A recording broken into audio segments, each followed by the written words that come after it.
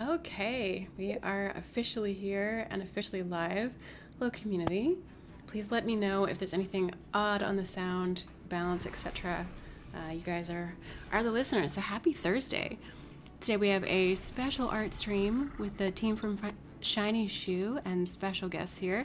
And this is your chance to ask all of those important questions about the impressive art from Monster Train and maybe a certain character monster if you get my meaning. But first, we have a big announcement that Mark from Shiny Shoe will be going over on his stream following this. So stay tuned because that's about the Wild Mutations free DLC coming up. A little bit more info on that. So here they are, ready to introduce themselves, Yujin, Loy, and Will. Why don't you go first in order of, I guess, Yujin first. Sure. Hi, I'm Yujim Kim. I'm the art director, art wrangler, and sort of art generalist at Shiny Shoe. I'm Will Smith. I'm the concept artist working on Monster Train. Hi, I'm Loy Bouttamy. I am the concept artist on Monster Train. Awesome. So I'm going to show some pieces from the portfolio, and then you guys can get an idea of what I'm talking about. Right now, what you can see is the game is playing in the background, incorporating all of the art. But let's focus on some pretty particulars. While I bring this up, Yujin, why don't you just break down for people, what does an art director do? Tell us about art direction. Well, at Shiny Shoe, we kind of, the art director is more of just kind of a wrangler of art assets. And we have kind of in philosophical terms, we have a sort of bottom-up approach to art direction and I think in game design in general. And sort of what that means is that the sort of natural style of the lead artists like Will and Loy kind of drive the look of the game. And so I spend most of my time sort of helping distill those ideas and then breaking them down and then communicating that to a lot of other artists and then wrangling those assets really and just kind of organizing, managing. Yeah. I mean, that is definitely one of the questions. Like, there's a cohesive look, a color scheme, a brand, a feel for this game. So how do you come up with that, and how do you kind of convey that to other people? Yeah, it's really, I mean, it's a team effort, and it really is driven by design. You know, everything we do is driven by the game design, where our end goal is to make an interesting game as much as, you know, a good looking game. But what we do is we sit down with designers and we typically go through like what's this world, what's going on here, we ask them a lot of questions. You know, is it a dark and gritty place, is it whimsical, is it cartoony, and then we just go through this ideation process with them. And then you know, for Monster Train, what resulted was kind of this the designers wanted to make something serious and epic in story, but fun and accessible in sort of the gameplay aspects. I think they summed it up best in saying, you know, ultimately your goal is to turn back the end of the world, but the tone of the game is far from dire and should be more lighthearted and slightly naive and optimistic, and characters should be aspirational. So we take stuff like that and we, you know, work with Loy and Will and other artists will start just kind of sketching and working with designers, going back and forth to come up with the look of things. And you know, again, it's kind of driven by their natural style as well. We like that. We like to have that be part of the process. And then from there, you know, we just kind of break it down into a style guide and then try to communicate that out to other artists. Did that answer your question? Yes, it did. Thank you. I'm fooling around with the fact that some of these art pieces aren't showing up the way I want. But we're good. We're good now. Thank you for the patience, community. We're going to do this a little old school. That's okay. So the first piece we're looking at is Bone Dog. It's the GIF that we're using right now to kind of promote the stream, which is because everyone really wants this card in the game. Desirable for sure. So I think this is you, Loy, right? Yes. Can you talk about like this particular card in itself, the design for this, because it's really hard to make a skeleton adorable, and you've managed to do that in some way. Yeah, I guess looking back on how this one came to be, I think it was 2 or 3 weeks before the game launched, Yujin sent me a message saying that, hey, we should put Bone Dog in as part of the Monster Train world. And the history of Bone Dog is he's from another universe. The game that we previously did that was called Death's Door. And so he was like the most likable, appealing character in that game. So we wanted to bring him into this world. And if you read the lore, it'll give you a hint a little bit about his history. So when I got sent the message, I kind of knew already what I wanted to do. It's just making it, I guess, in the style of Monster Train. So what I did was just drew a sketch of, as you can see, drew the sketch of the skull bigger and the eyes bigger. So that makes things a little more cute and appealing. And so that's from there, just chunk things up a little bit. The bones are a little chunkier, the paws are a little bigger. And so, yeah, that's basically the design of Bone Dog. Cool. Okay, so we're gonna pick another one here. I'm gonna go over to you, Will, and let's pick. Oh, my favorite of all is the key art that you have in this. So let's pick that. Definitely. Okay, so we're looking at this, and you do not know how much I wanted this GIF in my life like 6 months ago when we're sharing stuff on social media. Very, very cool. So talk about the train idea, the colors you're using, and you've got this really cool like movement aspect to it. So the train was probably one of the first concepts I worked on the game, and the process of that was really interesting. It was kind of a different take on a train. It's like, how do you make a train that is a moving work of art, and also has the function of carrying all of the different cars and levels or rooms that you need to have combat. And so the initial kind of concepts were, all right, so let's take maybe like gargoyles on a cathedral, or suits of armor, or just anything that kind of evokes the kind of theme of the game, that sort of, what is a train that travels around levels of hell?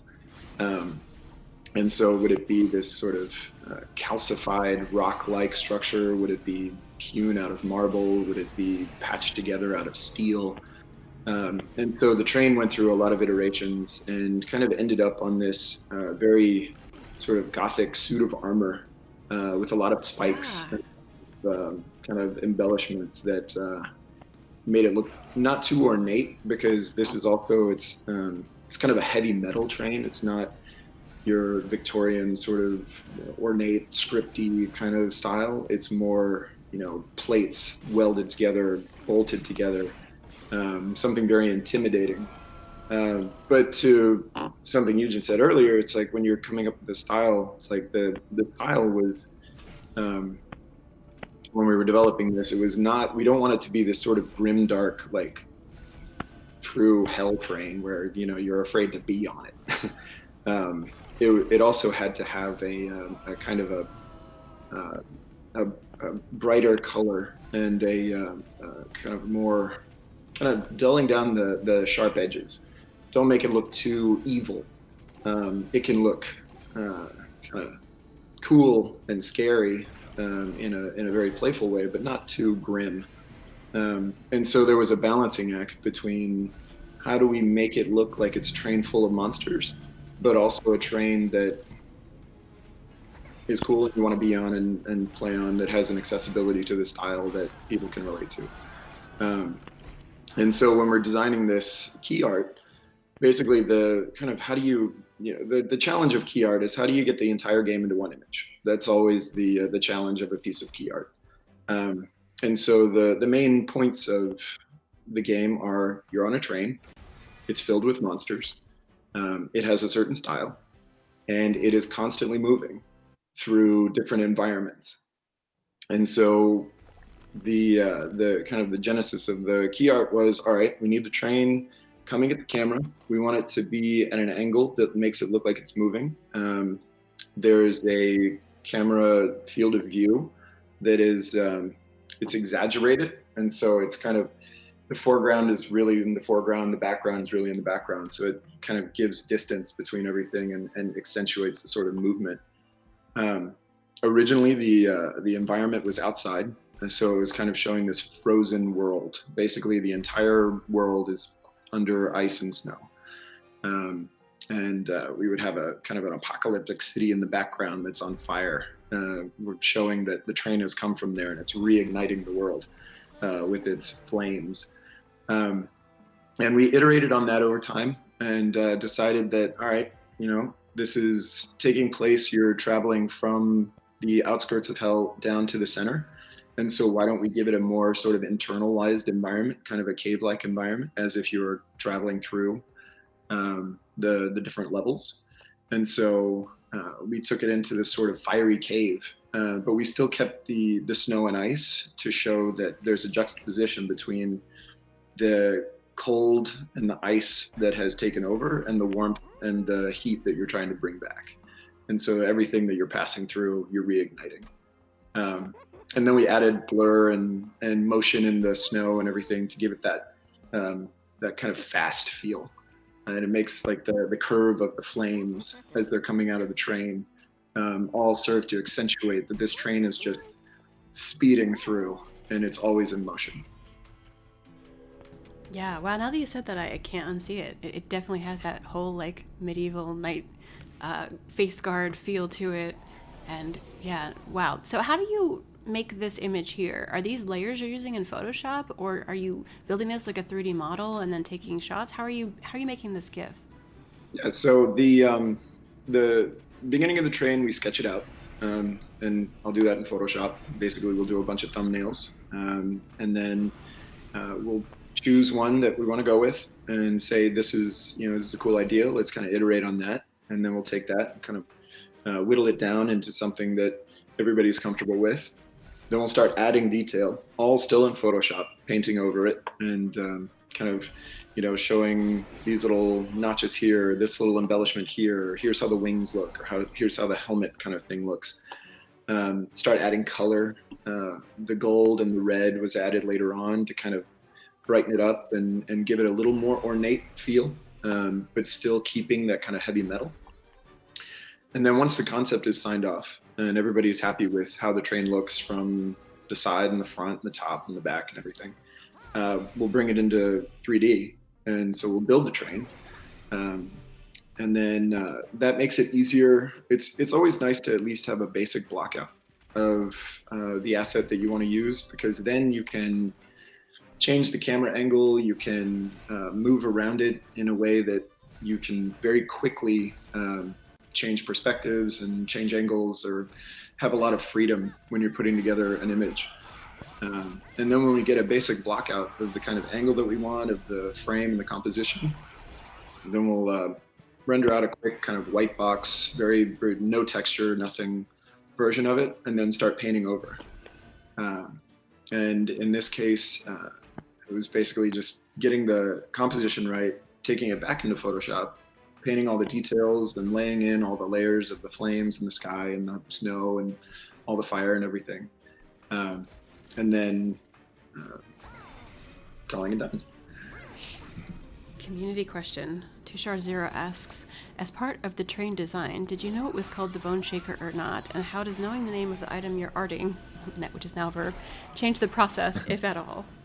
This is for all of you, so take turns as you like. Yujim, you want to kick it off? And I believe we did have the name Bone Shaker, and to me, I think everything helps. Yeah, absolutely. Name, as much information as you can get when you're doing concept, and well, this was your concept, so you should speak to that. But for me, yeah, as much information you get from design. Again, everything is driven by design in my mind. So before we start painting, anything that will inform that painting, useful. Yeah, definitely agree. The name, I actually found out the name later. So when I very first started working on this, it was just the monster train, and I was given some images to kind of go off of. Like, here are some kind of cathedral styles that we like. Here are some gargoyle styles. Here's kind of the idea, and then of course the idea behind the game and what the train's going to be doing. But like, having the name is always good, because it's like, all right, I want to make something that's evocative of that. But then not having it, there's also the freedom of, okay, we can try out these different styles. One of the very early concepts actually was a skeleton laid on top of a train engine. It was like a giant skull with these crazy teeth and horns, and like, we even had like the hip bones on the back of the train. I mean, it looked like a skeleton laid down on a train. Mad Max time. Yeah, I mean, it was crazy. It was huge and grotesque and awesome, and there was a lot of fun kind of putting those concepts together. And I think that's also just sort of the job of a concept artist. It's like getting all the information that you can, the names, the descriptions, the kind of background especially, like knowing where it comes from, knowing if it has a history, knowing its purpose. That's essential. And then kind of juggling all those things while still allowing yourself the freedom to try kind of, maybe I want to try this, or maybe I want to try that. I mean, it's always, of course, under the watchful eye of the art director. Like, the art director is always saying, hey, why don't you try this? Hey, why don't you try that? Which was, a very collaborative process on this project, which is something I love too. Like, the more collaboration, the better, the more people kind of giving their ideas, because you never know, like, somebody will just kind of randomly have a thought and they'll throw it out there, and it'll be the genesis of like the end product. Like, it'll lead to this really awesome final product. But yeah, Bone Shaker is such a good name for the train too. And I think the end result of the concept, like all of those pieces, like when you see knights riding around and when you see suits of armor, like they all kind of clank and shake together. So, I mean, your bones are getting shaken already. You feel like if you're in this train, you're just getting pummeled. And so, yeah, I think it works on a lot of different levels. Nice. Yeah, it does not look 4-star. It looks like there's some definite movement happening. Yeah. I think I have the art up that you're talking about now with a creature face and some horns and stuff. Yeah. Cool. Yeah, I think, to what Will was saying, Shiny Shoes kind of approach, as I think I mentioned, is that it's a bottom-up sort of approach, and everybody, we do have a process so that it filters down and just doesn't go around in circles, of course, but it's the dialogue between the concept artists and the designers, that is really, we find very important. And often, I thought we had the Bone Shaker, but it may have come about, like Will was saying, come about later based on his art. Sometimes it goes the other way. Designers see something and they're like, oh shit, that's really cool, and then they start riffing off of that. So we think that's really important. It's a back and forth. It's a sort of a process and a journey. It doesn't just pop out right away. Neat. Okay, so going off of that, by the way, Patcherin says you guys made one awesome game and is giving you lots of love on the chat. So there you go. Appreciate it. So, red versus blue, ugly versus cute, there's a lot of balance when it comes to this game. And almost like people are conditioned to see red and blue and have a certain reaction to that. And usually red is kind of like a negative or a food or something like that. So how does the color choice come about with this, where you're kind of retaking back red? And now it's like a happy, I want to be red. Red is like the good side. So how is that color choice and kind of the feel of it determined? Maybe this is a Yujim question. And how does that kind of trickle down to you guys in what you're making? Yeah, that again comes from design. We do use, there is sort of color coding languages and instantly understood sort of, I don't say rules, but in color. But I think the fact that we use those rules in a way that people could still immediately recognize it, but then the designers, sort of wanted to flip that story and say, protagonists are the demons here, which are, and I think that's why people want, they were able to switch that feeling and feel like, oh, red is a positive thing. So that's all part of what the designers originally had in mind. And so we just kind of kept playing with that. And then, we, with that kind of rough guidelines, Loy and Will would take and run with it and then push it farther. Loy, I'm looking at your Horned Warrior right now, and we're going to switch to some of my favorites on your site in a minute, but how do you come up with an idea that, people like have an inherent idea of when you say demon or, something like that, they kind of know what that looks like. How do you make that unique to the game, but still kind of recognizable and have its own sort of feel to it? And especially the process of imps, which is what everyone loves so much, but we're looking at Horned Warrior, we'll skip to imps. So actually this was our very first character, and we were still trying to figure out the style. As you can see, like the first half of the GIF was the very first character in the ideation. So it was more like hellish and was more gritty. And so we wanted to change directions to the second part where the Horn Warrior had a softer, a more appealing look to it as opposed to the first one. So that that was the style that we started to go towards, and a bit more colorful, so it's pretty vibrant. And so the Horn Warrior actually became the part of the design doc that we put together. So we wanted, like, we call them chunky. We wanted to chunk things up a little bit to make it more appealing. And also, like, when you look at silhouettes, we wanted to, from afar, we wanted to make sure that you're able to recognize what it is. So the horns was the big one, the chunky horns, the chunky weapons. And not only like the chunky horns and weapons, but we also wanted to chunk the textures up a little bit, and the paint style.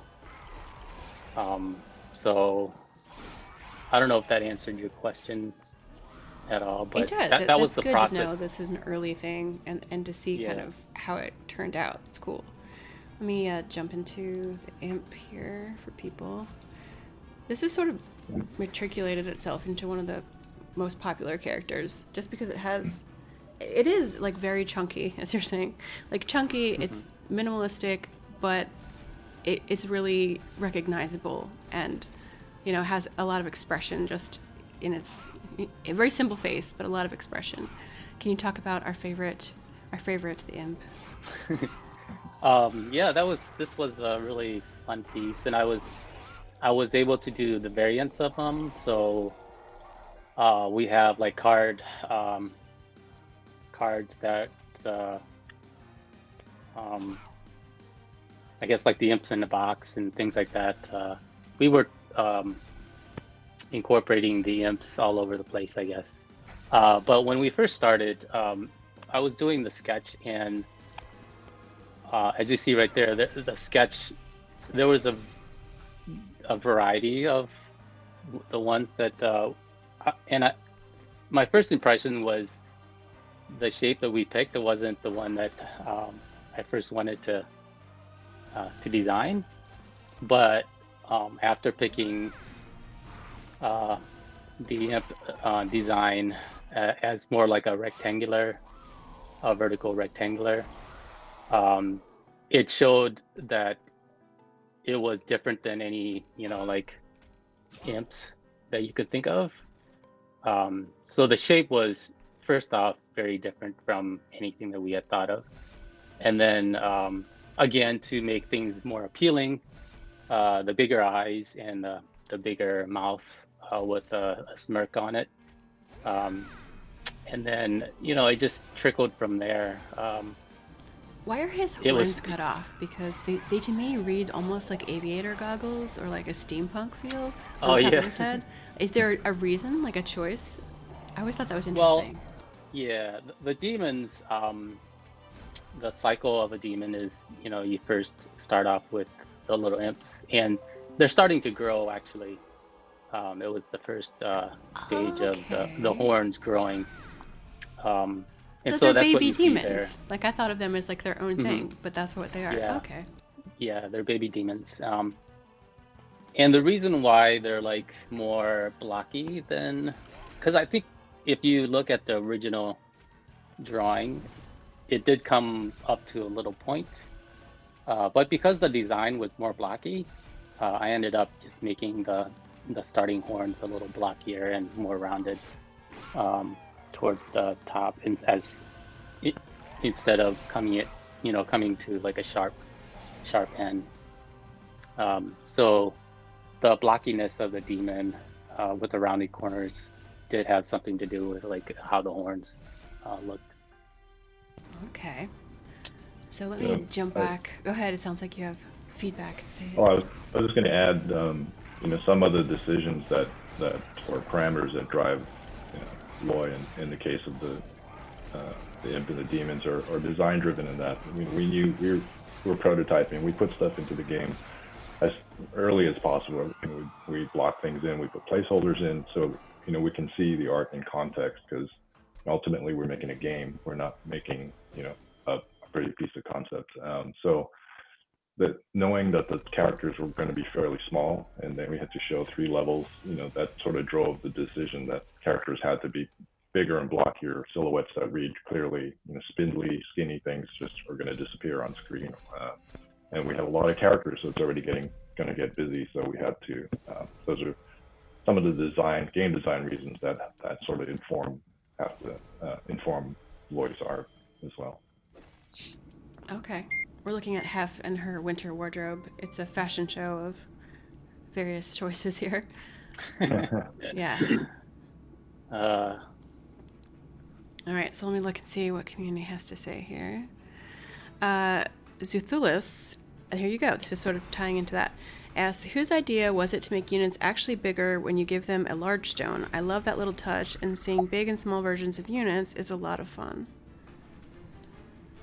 I don't know. That sounds like more of a game design question, but yeah, I'm pretty sure that came from designers Mark and Andrew and Brendan, or I'm not sure. It could have been anybody that popped that idea out there. But that's the good thing, is that we're willing to try anything, and if it's fun, we'll put it in there. It's a little bit of an art direction nightmare, because no, don't do that. That's not what we didn't design the character for that. But then again, our goal is to make a great game, right? So it creates an element of humor because you have everyone in the capacity is huge. All of a sudden, everyone's stacked on top of each other. People are growing, little guys, big guys. It's kind of fun.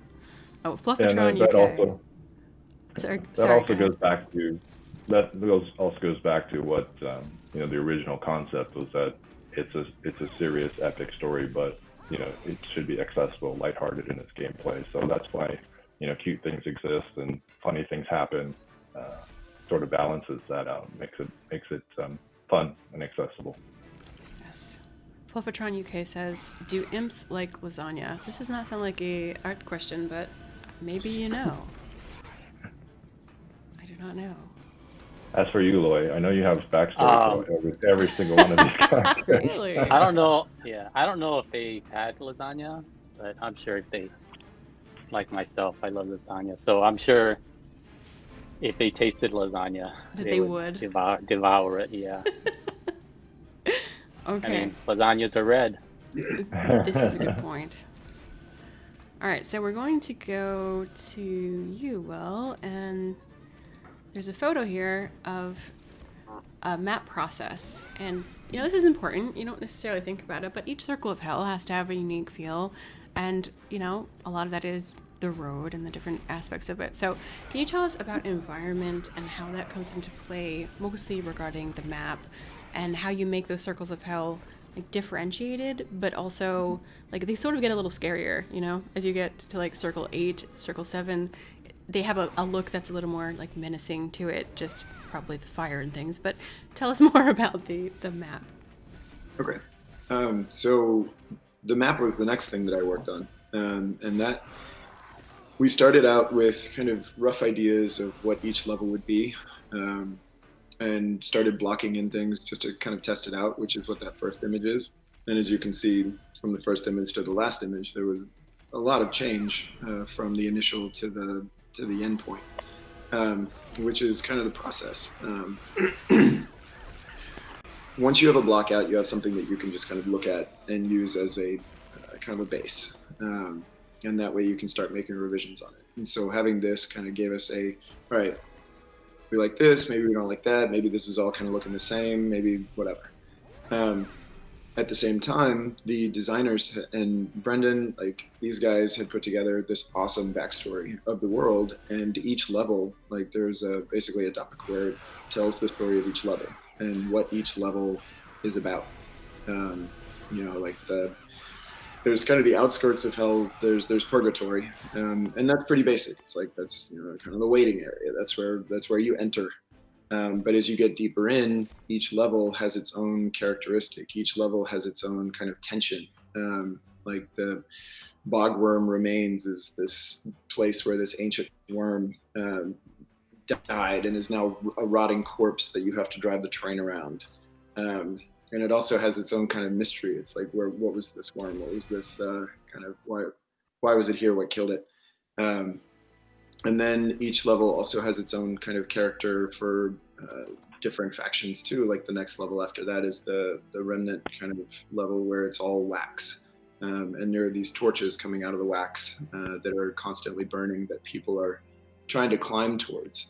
And so there are a lot of little details in every level that if you kind of look at them for a little while, you'll see these little things that kind of bring up questions like, why are these figures always reaching for this wax? And they solidified into these arches kind of tragically. And then the battlefields in the later levels, like there are some, I think it's the third to the last, it's where this ancient battle was fought. And the remnants of the battle are still there. You can still see kind of the bits and pieces, the armor, the bones, the skeletons, things like that. And so each level has its own story. And so when you have story like that, and when you have character like that, you can start building its style. And each one came with its own color palette as well, because you want each level to feel different. You don't want it to just be kind of a sameness as you go through. And you don't also want it to be too grim. Like, it's not like we want it to get dark to like super dark. We want each level to have its own story behind it and have a kind of there's a sort of sinister element to it. Like, here's this level where these people are frozen in wax. That's creepy. Here's this level where there's these bones from an ancient battlefield. Here's a level where there are, frozen pits that you can fall into. And so it's like each level has its own kind of darkness to it, but it also is tempered by a color and style that matches the kind of rest of the style of the game. And to Loy's point earlier, when you're coming up with each level, silhouette is really important. Shape is really important. And so each one of these levels kind of has its own shape language for that area and for the story behind it. The cliffs are these kind of chunky outcroppings that treasure hangs precariously off of and falls off of, and the train is just narrowly skirting the edges of. And the wax arches, everything is melted and kind of has this soft feel to it. But despite its softness and kind of playfulness, it also is, it's kind of creepy. It's like this entire level has been encased in wax. And then later on, when you get into the kind of pits and canyons, as you go deeper into hell, it shows you kind of the progression, like all the way down to the center, which has its own level of kind of darkness with that glowing kind of teal light in the center of it. And so shape and color kind of form the character and tell the story behind each level. And that's always a good thing to follow whenever we're designing and creating these things. Cool. I have an actual train coming behind me, so apologies. So I'm looking at Remnant Blessing and the process of these tiny things that you might not notice, but I think really kind of help build that world feel to what we're seeing. And just as a side note, I just showed the Awoken area, and I love the colors in some of the choices of the clans, especially the Awoken, like this purple and green combo with kind of a orange. They're just beautiful and unusual kind of combinations and choices. So, kudos to you. That's beautiful. But here we are, Remnant's Blessing, small little items. Anyone, all of you, can you talk about like how kind of building a world through art and how these little things are little touches or little things that you're putting in that people might not notice are really kind of helping you to believe this is a real place? I'll jump in real quick, but I'm looking. That's your set there, Will. But I think it's all it is.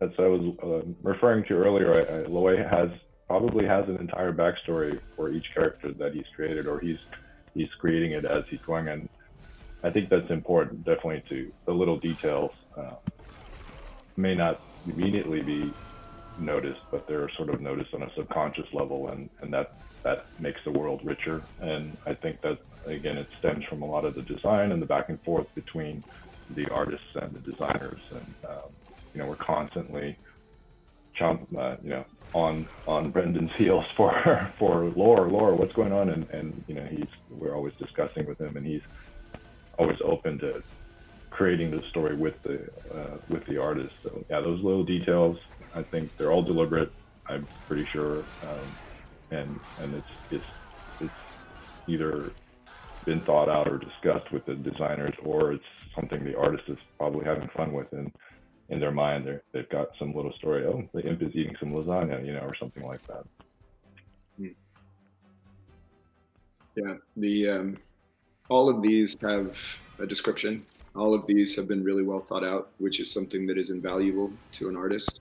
Having that kind of level of detail just going into this description alone really helps with creating it. And then also having the freedom to kind of explore. So definitely with the artifacts, every single one of them has a kind of a reason to be and a story behind it. And every one of them has detail in it that kind of tells that story. And basically the thing that a concept artist has to remember too, when you're developing groups of assets like that and concepts like that, is that they all need a kind of they all need to maintain that theme. And so all of the remnant blessings, they all have wax dripping off of them. They're all dealing with wax. They're all kind of using the same textures, the same materials, but they are all still of a different enough silhouette and kind of shape, and using different colors in different ways that they all look different. And the other challenge is when you're designing those, you have to make sure that they're be able to be recognized from there all the way to something bigger. And so it's, just there's a lot of zooming in and out to make sure that it's still legible. Here's a question I think is for Loy. We might need clarification on this because I'm not sure I understand. Amento Aroe asks, most enemies in the game are wearing white or a parchment color. Is there a significance to that color in the enemies, whereas some enemies are different in base? Does that make sense to you? Yeah. So when we started to figure out colors, I worked a lot with Brandon and Andrew and Yujim on trying to figure out this color scheme for Monster Train. And so if you look and compare all the colors of the clans, they're like vibrant, they're bright, they're saturated.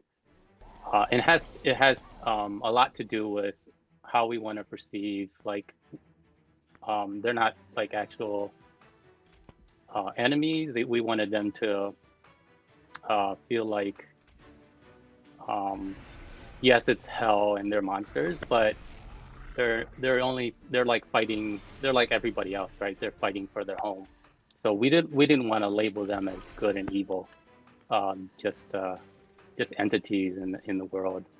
And so when we figured out the colors, we wanted the clans to be bright and saturated, and then we wanted the colors of the enemies to be white, grayish, sterile, unemotional. And so I guess that was the main process of figuring out colors. Except Dante, who everyone hates because of his cards. No, I'm kidding. I'm kidding. No one hates Dante. I'm showing Dante now. He's quite the stylish gent, to be honest. Yes, he with is. His candles. All right, let's see. He was our second character, actually. Oh, really? Yeah, he was the Horn Warrior was our first character that we tried to figure out style, and then towards the end we started to work on Dante as a part of a second clan, and so that's why his colors were blue, but then he ended up to be neutral, Okay. which is funny.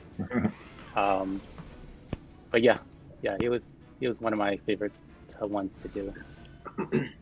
In terms of,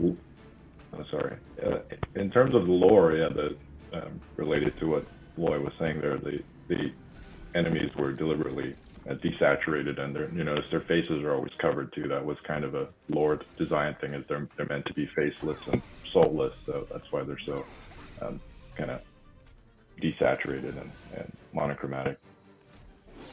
Interesting. Okay. Definitely helps you with the connection. San Francisco, and I don't have any art of this, I don't think, but they're asking, what were some of the inspiration for the Umbra art?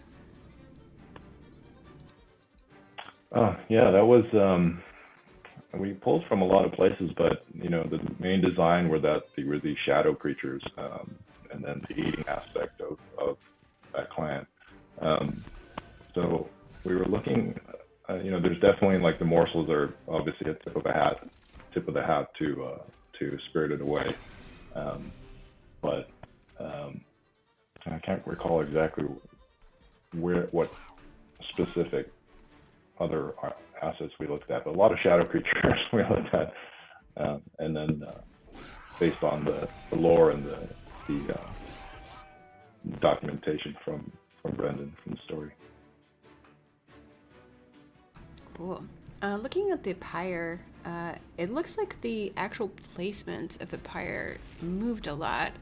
Looking at the process for this, and it's kind of interesting to see how this all came about. So can you maybe expound on the design of the pyre room?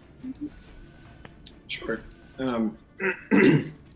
So basically the initial brief, the document was, this is the top of the train. This is where the fire is kept. This is what powers the train. This is the heart of the train. And so this room was a very kind of special room. It was different than the other rooms, and it had this element in it that was crucial to the survival of the train and its mission. And so starting with that, basically going off of kind of the sort of heavy metal gothic theme, started putting together some ideas. And the initial thought was, well, the pyre is exactly that, it's a flame.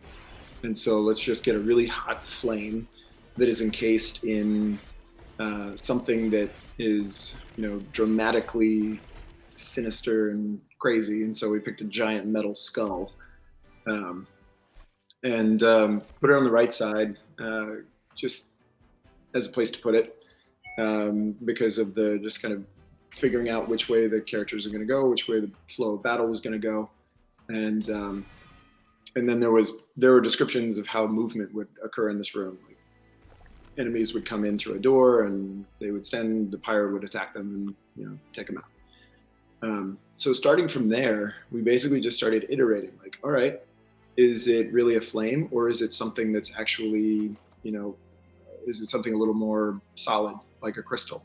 Let's try a crystal. So we threw a crystal in there. The skull, kind of, you can see it getting smaller and smaller as the crystal becomes more and more prominent as feedback went along, because basically one of the fun things about concepting is you can really boil down to what is important. And so as you're going from version to version, you can kind of see the priorities change in the room. The crystal becomes much more important. The aesthetic of the room changes to kind of match the other elements of the game that are changing. The crystal swaps from the right side to the left side because combat changed. And then the crystal kind of inches towards the center of the room because enemies aren't going to come that far in. They're basically going to set up on the right side. The crystal needs to be front and center, and it's the main priority. And then it also gives this kind of room to the left of the crystal to really dive into how it's connected to the train and how it powers the train. So that's when you see all these pipes and tubes and kind of engine pieces, the boiler that's plugged into the crystal kind of develop. And so it's really that. It's really just kind of a process of evaluating what is the most important thing in this room. Is it fitting the style? And is it helping the player recognize like what's going on in gameplay? Okay, another question. I'm gonna show a little bit of Brian's art in the background just so people have something to look at that as well, and they can see kind of different styles that we have. So question is there a reason behind, and this is Karanima, was there a reason behind a couple of the minions, enemies sharing assets or designs, more of a budget one, or did lore have something to do with it? I'm not sure which ones they're referring to, but throwing it out there. Are there any shared assets? Yeah, it's probably a little bit of both. You know, it's time and money constraints as usual, but also we wanted design-wise to sort of keep a relationship sometimes between versions of a character. Design didn't want it to read too differently. They wanted the player to know, oh, this is related to that to this other unit. So I think the majority is, a lot of it is driven by that sort of thing. Like we had opportunities to go and make something completely original, but then designers were like, now the people are going to get confused. And so again, everything is we're in the service of gameplay. We should be, because we're making a game. And so we'll make variations in that case. In others, in some instances, yeah, it's just kind of like, hey, we don't have the time. We're a small team. We need to be efficient with our assets and our time. So, but still, we want to try to make it as distinctive. It still has to read gameplay wise. So. I'm looking at the waxen spike right now, and there are a couple assets that are similar that involve a spike, but there's writing on this, and it's some sort of runish looking writing. Now this is definitely a Brennan question, but I'm going to ask because I believe Loy might know. What does this say? Like, what language is this? What do these things say? We're going to wonder forever what is written on the waxen spike. Yeah, that's definitely a Redbeard question. But okay. Some of them, they're kind of, I think each artist has their own take on it. But like the ones that I did, I try to refer things like back to our Death Door games. Okay, I saw your cavern one earlier, and there were definitely runes on that. Yeah. So there are things that I've taken from our older games, and it's more of how many of our fans can spot it, you know. And so. And there are some that's just nondescript. There's no not real meaning to it. But there are ones, if you look close enough, that do have meaning to them. Artists love to hide Easter eggs and things like that. Yeah. Yujim just smiles knowingly. You know the answer. Yeah, I mean, going back to Bone Dog, it was only like Yujim, 3 of us, right, that knew that it was going to be in the game. Yeah. And so it was a surprise for some of the team members, and also I'm certainly surprised for some of our Death Door fans. So Yeah, there's Easter eggs out there. You just have to I to look see. for them. Okay, I'm waiting for the next Reddit thread on it. I'm looking at the merchant event because we have a question from Ginge Fringe TFT. Is the merchant meant to be based off a specific type of monster? Like, were you given instruction on that? The merchant, right? Yes. They look Yeah, like they're cat. meant to. Yeah, they're meant to be like these hellish cats, these scavengers that roam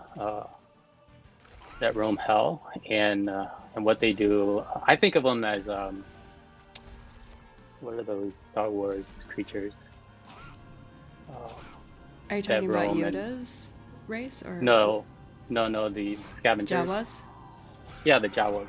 I think of them as Jawas, right? They they're scavenging and they're collecting, and then they sell them to whoever needs them. And so I think we're looking at the merchant train itself, and so the first thing that I did was did sketches and ideas for how it would look, but it was kind of tough because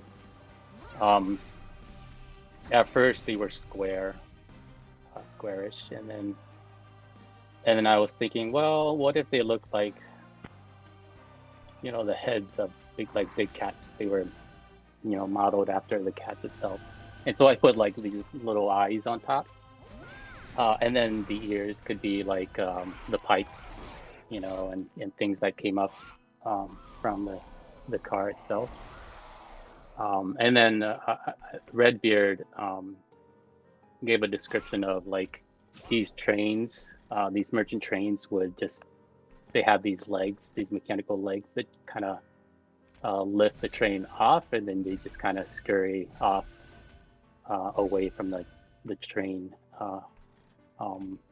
rails, and so they could wander just by these legs that they're kind of like spider-like. And so yeah, went through as we're looking at the GIF here, went through a lot of iterations on how the merchant or how the shop would look, and so it got cluttered at first, and so we simplified them down a little bit, and then wanted to incorporate the train a little bit more, so I added like these pipes in the background, and then we ended up making 3 variations of the shops. I know we wanted to do that early on, but we didn't get a chance at the beginning. But then we ended up color coding them, and I think that was due to a lot. I looked at some of the icons that William had did, and so used some of his designs, incorporating that into some of the shop designs. And yeah, we wanted to incorporate the logo of all the merchants, the spider, or the cat heads. Yeah. I have to admit, when I first read that design doc that the merchants were a cat, I was like, what? But Loy and Brendan and Andrew did a good job of making that work. So. Gave it that little bit of wind. They are very beloved. Yeah. Yes, very talented cats. All right, let me jump back in as we kind of get ready to wrap up here. Let's see. So, how did you guys end up meeting each other? I mean, we kind of skipped this, just assuming you all knew each other. Did Yujin go looking for you guys, or had you already known each other? How did you connect? So Loy just applied to Shiny Shoe one day. So he that's how it came about, and we saw his work, and this guy's awesome. And Will, we worked since he worked with Andrew before, so it's this connection between Andrew and Shiny Shoe. Nice. I'm looking at the historian, who's another one of those stylish dudes. The tusks / mustache, and the old car is amazing, with his license plate that says Impec. Is that what it says? IMPEC. Imco. Imco? Is that what it says? Imco? Yeah, Lovely. Imco. We had yeah, I wish I would have done it a little bit more legible, but you know, it was a car that's been through a lot, so I didn't want it to be perfect, the writing to be perfect. But yeah, this is one of my favorite characters that I've done. It just has a lot of character. Has this pipe and the way, because I wanted him to have a mustache and like a sideburns, right? And I didn't want to use the regular hair for all of that. So I was thinking, like, what could I do? And so I thought of like horns. Demons have horns, so, or teeth. So I just designed the mustache around, or I just designed the teeth around the mustache look. And then let's see what else. Yeah, it was originally gonna be like a shorter dude, a little like cute, historian, but I made him a little taller and more like English, I guess. Yeah, he's the Professor Jones of Yeah, demons right now. yeah. So yeah, that's how he came about. That's one of the IMCO is one of those things that artists kind of like to hide back there. It's kind of around. IMCO is to Monster Train what acne is to the Roadrunner world. Right. Yes, I believe I've read some of these documents regarding it. All right, so we're going to, let's see, end on the train, which is really where it kind of all started. If I can find it. My many things here. And I want to give the chat a heads up, by the way, because Amy's going to have to find the link for it. But we're going to be doing an AMA on Reddit immediately following. So what I would suggest for chat is open up a new tab. So you don't want to miss Mark, who's upcoming here, but open up a new tab and you can ask any further questions that you have that you didn't get answers to during our chat over at the link that will be posted hopefully shortly. So a huge thank you to Shiny Shoe for you guys stopping in to talk about art and share your process and let us see some of the things that no one else gets to see hidden in the art folders. So yay. If anyone wants to see more, please go over. We'll link some cool stuff in the thread there. And of course, pick up the game if you haven't played, and you can get to see the art all the time. Thanks to all the people playing. We really are very happy and pleasantly surprised at how Monster Train can receive. Really appreciate it. Awesome. Are you guys gamers yourselves? Like, other than making the art for the game, do you play? Oh yeah. Okay. Not as much as I used to. Will's like, yes. Yeah. Yeah, definitely. Awesome. Okay, well, thanks, guys. Hang out, and everyone will see you over at the AMA. Okay, thank you. Thanks. Stand by for guys. Mark from Shiny Shoe, who has a special announcement, a little bit more about the DLC, and keep watching all day long for your favorite streamers, Rhapsody, Wanderbot, and Divide a Conquer, who'll be joining you all day for the next roughly 8 hours.